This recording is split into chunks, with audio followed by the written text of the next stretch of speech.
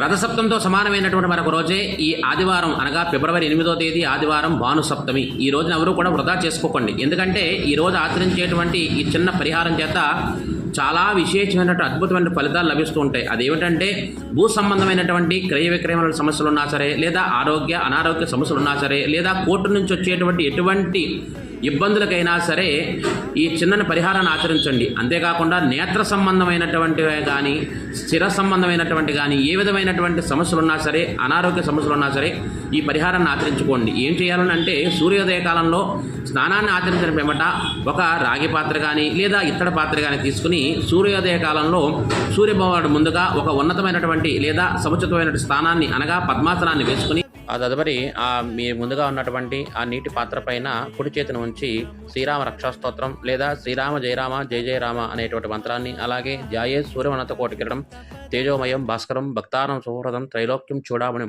అనేటువంటి మంత్రాన్ని 21 మార్లు రెండు కూడా పారాయణం చేసి ఆ అభిమంత్రించినటువంటి నీటిని ముందుగా సూర్యభగవానుడికి అర్ఘ్యాన్ని సమర్పించి మిగిలినటువంటి జనాన్ని ఇంటిల్లపాది కూడా తీర్థంగా స్వీకరించడం వల్ల మీరు అనుకున్నటువంటి పనులన్నీ కూడా సజావుగా సాగుతాయి. అంతేకాకుండా అన్నింటిలో కూడా కార్యసిద్ధి కలుగుతుంది. శ్రీమాత్రే నమః.